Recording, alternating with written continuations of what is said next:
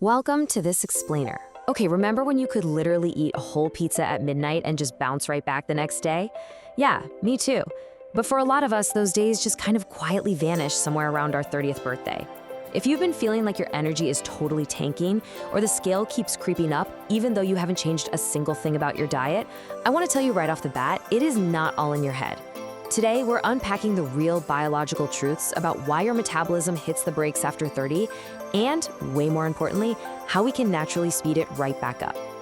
It's such a common frustration, right? You feel like you're doing everything right. Watching your portions, eating clean, and yet dropping even a pound feels like this massive uphill battle. Well, the reality is that turning 30 marks a literal physiological turning point in your body. It's not just some vague, unavoidable consequence of simply getting older. There are actual hidden forces at play inside you that completely change how efficiently you burn fuel.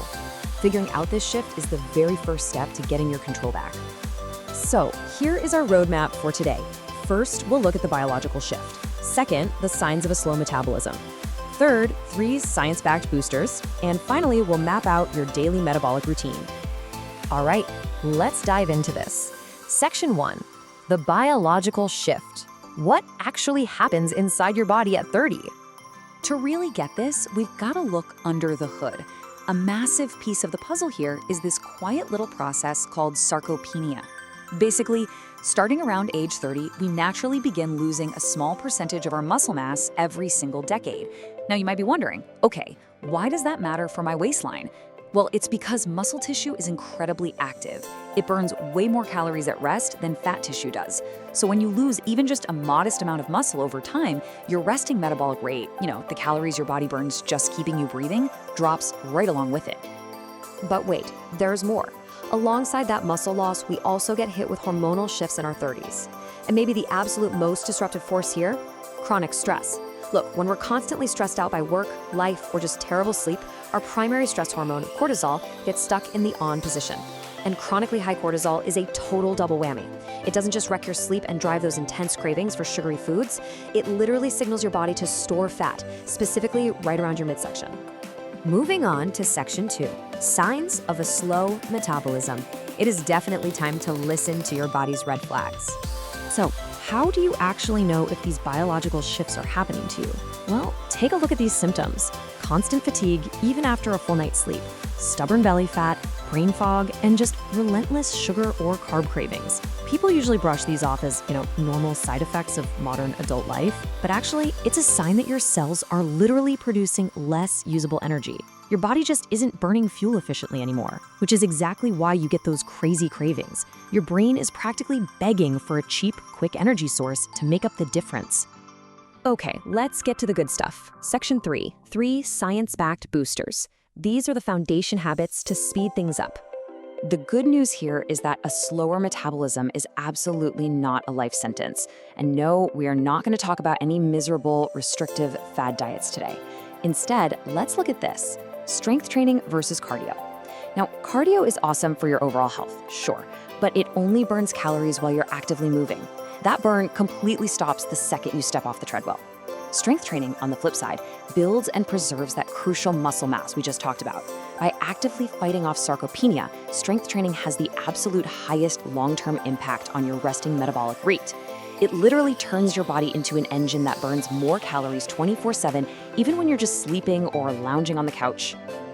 Booster number 2 is all about upgrading your diet with high-protein foods, and this comes down to something called the thermic effect. Every time you eat, your body has to spend energy just to digest and process that food. And here is the truly incredible part. Protein has a massive 20 to 30% thermic effect, meaning your body burns 20 to 30% of the calories in that piece of chicken or Greek yogurt simply by digesting it. Just to put that into perspective, carbohydrates only have a 5 to 10% thermic effect, and fats sit at a tiny 0 to 3%. So eating protein literally forces your body to burn more calories just by eating it.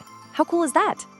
All right, before we hit our third booster, I really want to bust a popular myth. Have you ever heard that drinking ice cold water is this magic fat burning hack? Well, take a look at that giant number 8.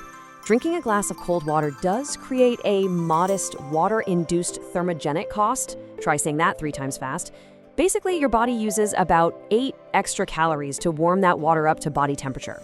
So while it's technically true, let's be real. 8 calories isn't exactly going to replace a session at the gym, right? So the crucial point here is this: don't chug cold water just for some tiny, exaggerated calorie burn. You actually need to drink it because hydration is absolutely vital for all of your metabolic reactions.